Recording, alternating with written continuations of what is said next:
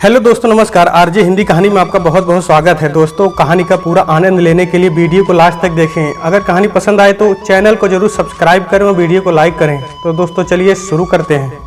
ठाकुर साहब के यहाँ मैं छोटी पत्नी के बाद आई थी, लेकिन मझली मैं ही कहलाई। ठाकुर साहब के पास 20 गाँव की मालगुजारी थी। महलनुमा बड़ी हवेली के बीच में दालान और आगे ठाकुर साहब की बैठक थी। हवेली के दरवाजों पर 24 घंटे लठैत होते थे। हाँ, तो बड़ी पत्नी ही ठाकुर साहब के सबसे करीब थी। जब ठाकुर साहब कहीं जाते तब वे घोड़े पर कोड़ा लिए बराबरी से चलती। उनमें दया धर्म नहीं था।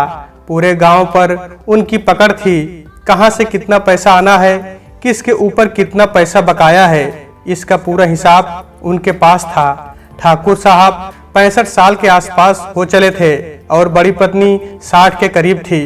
ठाकुर साहब को बस एक ही गम था कि उनके कोई औलाद नहीं थी। इसी के चलते उन्होंने पहले छोटी से शादी की थी और 5 साल बाद अब मुझसे। छोटी को राजकाज से कोई मतलब नहीं था। दिन भर ऐशो आराम की जिंदगी गुजारना उसकी आदत थी। वह 40 के आसपास हो चली थी, लेकिन उसके आने के बाद भी ठाकुर साहब का गम कम नहीं हुआ था।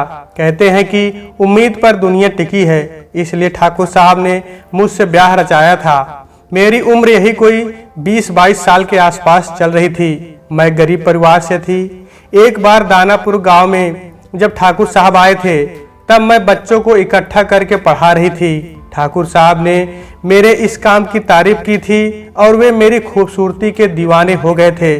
और ना जाने क्यों उनके दिल में आया कि शायद मेरी वजह से उनके घर में औलाद की खुशियां आ जाएंगी।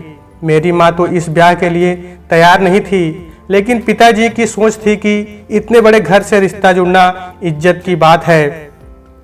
खैर, बहुत शानो शौकत के साथ ठाकुर साहब से मेरा ब्याह हुआ, जैसा कि दूसरी जगह होता है। सौतन आने पर पुरानी औरतें जलन करती हैं, लेकिन यहाँ ऐसा कुछ नहीं था। बड़ी ने ही मेरी नजर उतारी थी और छोटी मुझे ठाकुर साहब के कमरे तक ले गई थी। मेरे लिए शादी ब्याह की बातें एक सपने जैसी थी, क्योंकि गरीब घर की लड़की की इज्जत से गांव में खेलने वाले तो बहुत थे, पर इज्जत देने वाले नहीं थे। इसलिए जब ठाकुर साहब के यहाँ से रिश्ते की बात आई, तब मैंने भी ना नुकुर नहीं की। अब बड़ी और छोटी के कोई औलाद नहीं थी, इसलिए आपसी तनातनी वाली कोई बात भी नहीं थी। हाँ, तो मैं बता रही थी कि बड़ी ही ठाकुर साहब के साथ गांव-गांव जाती थी और वसूली करती थी। ऐसे ही एक बार वे एक गांव में गई। वहां सब किसानों ने तो अपने कर्ज का हिस्सा ठाकुर साहब को भेंट कर दिया था, लेकिन सिर्फ गोलू ही ऐसा था जो खाली हाथ था। वो हाथ जोड़कर बोला, ठाकुर जी, ओले गिरने से फसल बर्बाद हो गई। पिछले दिनों मेरे माँ बाप भी गुजर गए। अब इस साल आप कर्ज माफ कर दें तो अगले साल पूरा चुकता कर दूंगा। लेकिन बड़ी कहाँ मानने वाली थी। उन्होंने लठैतों से कहा, बांध लो इसे, इसकी सजा हवेली में तय होगी।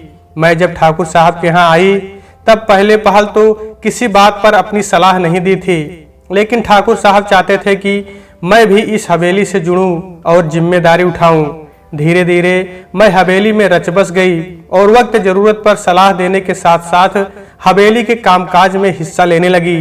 रात हो चली थी कि तभी हवेली में हलचल हुई। पता करने पर मालूम हुआ कि ठाकुर साहब आ गए हैं। बड़ी ने अपना कोड़ा हवा में लहराया। तब मुझे एहसास हुआ कि आज भी किसी पर जुल्म ढाया जाना है। अब मैं भी झरोखे में आकर बैठ गई। गोलू को रस्सियों से बांधकर आंगन में डाल दिया गया था। अब बड़ी ठाकुर साहब के इशारे का इंतजार कर रही थी कि उस पर कोड़े बरसाना शुरू करे। मैंने अपनी नौकरानी से उसको मारने की वजह पूछी। तब उसने बताया, मझली ठकुराइन, यहाँ तो यह सब होता ही रहता है। अरे, कोई बकाया पैसा नहीं दिया होगा। गोलू थर-थर कांप रहा था। तभी मैंने उस नौकरानी से ठाकुर साहब के पास खबर भिजवाई कि मैं उनसे मिलना चाहती हूँ, और मैं झरोखे के पीछे चली गई।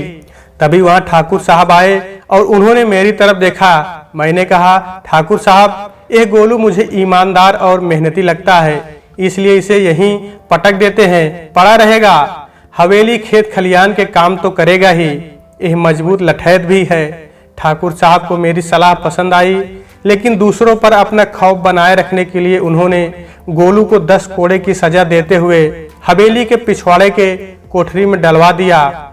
एक दिन मैंने नौकरानी से गोलू को बुलवाया। हवेली में कोई भी मर्द औरतों से आमने सामने बात नहीं कर सकता था, इसलिए बात करने के लिए बीच में पर्दा डाला जाता था। गोलू ने पर्दे के दूसरी तरफ आकर सिर झुकाकर कहा, मझली ठकुराइन जी आदेश। झीने पर्दे में से मैंने गोलू को एक निगाह देखा। लंबा कद, गठा हुआ बदन, सांवले रंग पर पसीने की बूंदें एक अजीब सी कशिश पैदा कर रही थी। उसे देखते ही मेरे तन की उमंगे और मन की तरंगे उछाल मारने लगी। मैंने गोलू पर रोब गांठते हुए कहा, तो तू है गोलू? अब क्या हवेली में बैठे बैठे ही खाएगा? यहाँ मुफ्त में कुछ नहीं मिलता है, समझा? ये सुनकर गोलू घबरा गया और बोला, आदेश मझली ठकुराइन। मैंने कहा, इधर आ। ये जो ठाकुर जी की बैठक है उसके ऊपर मयान, पुराने मकानों में छत इन पर बनाई जाती थी। में हाथ से झलने वाला पंखा लगा है, उसकी डोरी निकल गई है, जरा उसे अच्छी तरह से बांध दे। मैं अब भी पर्दे के पीछे नौकरानी के साथ खड़ी थी। गोलू बंदर की तरह दीवार पर चढ़कर मयान तक पहुंच गया और उसने पंखे की सभी डोरियां बांध दी। इसके बाद बैठक को साफ कर अच्छी तरह जमा दिया। दोपहर को ठाकुर साहब ने बैठक का इंतजाम देखा तो उन्हें बहुत अच्छा लगा। जब उन्होंने इस बारे में नौकरानी से पूछा तब उसने मेरा नाम बताया। ठाकुर साहब की निगाह में मेरी इमेज अच्छी बनती जा रही थी। एक दिन मैंने ठाकुर साहब से कहा, इस गोलू को हवेली की हिफाजत के लिए रख लेते हैं और कहीं जाते समय मैं भी अपनी हिफाजत के लिए नौकरानी के साथ इसे भी रख लिया करूंगी। ठाकुर साहब ने मेरी बात मान ली और मेरी हिफाजत की जिम्मेदारी गोलू के ऊपर सौंप दी। हवेली से कुछ ही दूरी पर खेत था। खेत में मकान बना था जिससे हवेली का कोई आदमी वहां जाए तो उसे कोई परेशानी ना हो। एक दिन मैंने नौकरानी को बैलगाड़ी लगाने के लिए कहा। बैलगाड़ी के चारों डंडों पर चादर बांध दी गई थी जिससे बाहर के किसी मर्द की निगाह हवेली की औरतों पर नहीं पड़े। क्योंकि बड़ी अब 60 के पार हो चुकी थी, इसलिए ये सब बंदिशें उन पर तो नहीं थी, छोटी पर कम और मेरे ऊपर सबसे ज्यादा थी। खैर, हवेली के दरवाजे से बैलगाड़ी तक दोनों तरफ पर्दे लगा दिए गए और मैं उन पर्दों के बीच से होकर बैलगाड़ी में बैठ गई और गोलू बैलगाड़ी पर लाठी रखकर हाँकने लगा। खेत पर जाकर मैंने गोलू को मेड़ बांधने और पानी की ढाल ठीक करने के लिए कहा। थोड़ी देर में काली घटाएं उमड़ घुमड़ कर बरसने लगी। गोलू अभी भी खेत पर काम कर रहा था। नौकरानी को मैंने ऊपर के कमरे में भेज दिया और कहा, जब चलेंगे तब बुला लूंगी, और बाहर से कुंडी लगा दी। बरसात तेज हो गई थी और गोलू छपरे में खड़ा होकर पानी से बच रहा था। मैंने गोलू को अंदर आने के लिए कहा। तभी जोर से बिजली कड़की और ऐसा लगा कि ओह मकान पर ही गिर रही है। मैंने डरते हुए गोलू को जोर से पकड़ लिया। उस समय मैं गोलू के लिए औरत और गोलू मेरे लिए मर्द था। थोड़ी देर में बरसात थम गई। मेरा मन सुख से भर गया था। गोलू मुझसे आंखें नहीं मिला पा रहा था। मैंने उसे फिर से खेत पर भेज दिया और ऊपर के कमरे में नौकरानी, जो अभी भी सो रही थी, को झिड़क कर उठाते हुए कहा, क्या रात यहीं गुजारने का इरादा है? नौकरानी हड़बड़ा कर उठी और बैलगाड़ी लगवाई। वापस हवेली में आकर मैंने गोलू को दालान में बुलवाया और बड़ी से कोड़ा लेकर गोलू पर एक ही सांस में 10-20 कोड़े बरसा दिए। मेरे इस बर्ताव की किसी को उम्मीद नहीं थी, लेकिन ठाकुर साहब और बड़ी खुश हो रहे थे कि मजली भी अब हवेली के रंग ढंग से रचबस रही है। और उधर गोलू अब भी ये नहीं समझ पाया कि आखिर मझली ठकुराइन ने उस पर कोड़े क्यों बरसाए। पहली बात तो यह कि गोलू को मैंने एहसास दिलाया कि जो खेत पर हुआ है उसके लिए उसे चुप रहना है, वरना दूसरी ठाकुर साहब और नौकरानी को एहसास दिलाना कि मुझे गोलू से कोई लगाव नहीं है। तीसरी है कि अगर हवेली में मेरे से वारिस आता है तो उसके हक के लिए मैं कोड़े भी बरसा सकती हूँ। इसके बाद मैंने ठाकुर साहब को रात मेरे कमरे में गुजारने की गुजारिश इतनी अदाओं के साथ की कि वे मना नहीं कर सके। मैं खुद नहीं समझ पा रही थी कि ये औरतों वाला तिरिया चरित्र मुझ में कहां से आ गया, जिसके बल पर मैं अपने इरादे पूरे कर रही थी। अगले दिन मैं पहले की तरह सामान्य थी। नौकरानी से गोलू को बुलाकर हवेली की साफ सफाई कराई और उसे समझाकर वापस कर दिया। वो अभी भी डरा और सहमा हुआ था। समय अपनी रफ्तार से गुजर रहा था। कुछ दिनों बाद मैंने ठाकुर साहब को खुशखबरी सुनाई कि इस घर में आपका वारिस आने वाला है। हाँ, मैं माँ बनने वाली थी। मेरे माँ बनने का कारण ठाकुर साहब नहीं, गोलू था। मैं गोलू के बच्चे की माँ बनने वाली थी। मैंने ये बात गोलू को भी नहीं बताई। मेरे माँ बनने की खबर सुनकर ठाकुर साहब और पूरा परिवार बहुत खुश हुए। समय अपनी रफ्तार से गुजर रहा था। आज ठाकुर साहब की खुशियों का पारावार नहीं था। हवेली दुल्हन की तरह सजी हुई थी। दावतों, कव्वाली और नाच गानों का दौर चल रहा था। कब रात होती कब सुबह मालूम नहीं पड़ता। जो पैसा अब तक हवेली की तिजोरियों में पड़ा था, खुशियां मनाने में खर्च हो रहा था। जगह जगह लंगर चल रहे थे, दान धर्म चल रहा था। और हो भी क्यों नहीं, ठाकुर साहब का वारिस जो आने वाला था। बड़ी और छोटी भी औरत थी और इतने दिनों तक हवेली को वारिस नहीं देने की वजह से जानती थी, लेकिन इसके बावजूद वे ये समझ नहीं पा रही थी कि मझली ने एक कारनामा कैसे कर दिया। क्योंकि उन दोनों को ठाकुर साहब के बारे में अच्छे से पता था कि ये बच्चा उनका हो ही नहीं सकता। लेकिन उन दोनों की हिम्मत नहीं हो रही थी कि ठाकुर साहब से पूछ ले। मैंने देखा जहां सभी लोग खुश थे, वहीं बड़ी और छोटी मेरी तरफ एक शक की नजर से हमेशा देखने लगी थी। मैं भी अंदर से डर गई कि कहीं इन्हें सच्चाई पता न चल जाए। गोलू और मेरे संबंध के बारे में इन लोगों को पता ना चले, इसलिए आए दिन किसी न किसी बहाने से गोलू पर 5-10 कोड़े लगा देती थी। गोलू को इस तरह कोड़े लगाना मुझे अच्छा नहीं लगता था, क्योंकि हम दोनों के बीच में जो हुआ उसमें मेरी भी मर्जी थी। इसलिए मैंने सोचा कि गोलू को अब हवेली से छुट्टी दे दी जाए और उसे कुछ रुपए पैसे देकर कमाने के लिए शहर भिजवा दिया जाए। एक दिन मैंने ठाकुर साहब से गोलू के बारे में बताया कि गोलू को बहुत दिन हो गए, इसका परिवार भी है, इसलिए इसे अब हवेली से छुट्टी दे दी जाए। ठाकुर साहब उस दिन किसी काम में व्यस्त थे, इसलिए उन्होंने कहा कि देखेंगे कहकर बात वहीं पर खत्म कर दी। मेरी इन बातों को बड़ी बहुत ही ध्यान से सुन रही थी। उसने कहा कि अभी तो इस घर में वारिस आने वाला है, घर में काम भी बढ़ जाएगा, इसलिए गोलू अभी कुछ दिन रह ले, उसके बाद उसे छुट्टी दे दी जाएगी। बड़ी की ये बात सुनकर मैं कुछ नहीं बोली और वापस अपने कमरे में आ गई। मैं चाहती थी कि बच्चा होने से पहले गोलू हवेली से दूर चला जाए। उन दिनों मैं कुछ ज्यादा परेशान होने लगी थी। बड़ी ने पूछा भी कि आजकल तू क्या सोचती रहती है। मैं उसे कोई जवाब नहीं देती और अपने कमरे में वापस आ जाती।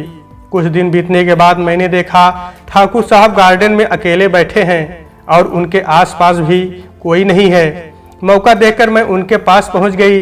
मैंने कहा, ठाकुर साहब, गोलू कह रहा था कि उसे घर जाना है, इसलिए उसे अब यहाँ से छुट्टी दे दी जाए।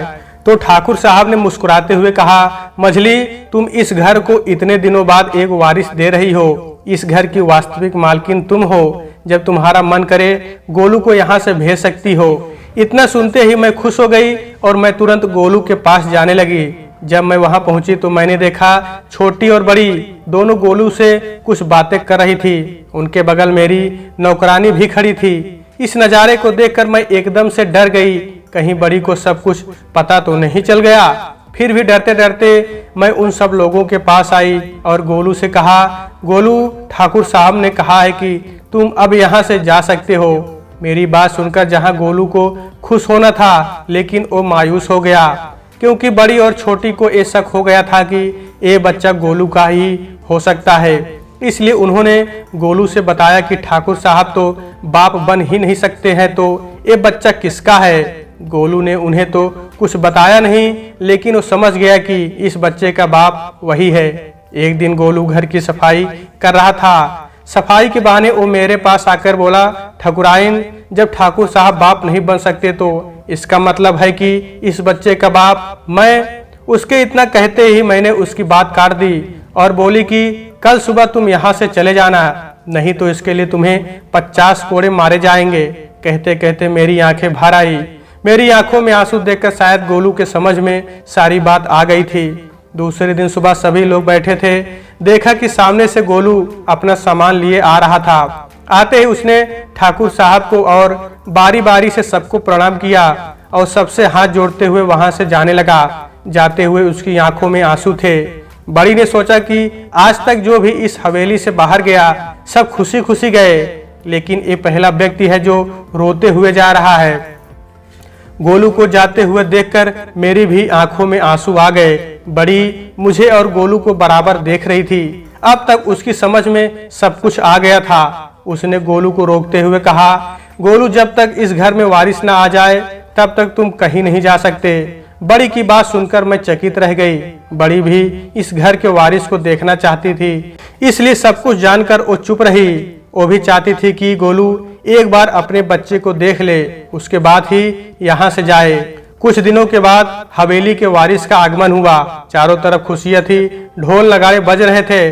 ठाकुर साहब, बड़ी और छोटी भी बहुत खुश थे, लेकिन उन खुशियों के बीच में आंखों में आंसू भरे गोलू अपने बच्चे और इस हवेली से बहुत दूर जा चुका था। तो दोस्तों, आज के वीडियो में बस इतना ही। कहानी आपको कैसी लगी कमेंट बॉक्स में जरूर बताइएगा। अगर कहानी पसंद आई है तो कृपया चैनल को जरूर सब्सक्राइब करें और वीडियो को लाइक करें। तो दोस्तों, आपसे फिर मिलते हैं अगले वीडियो में। तब तक के लिए नमस्कार।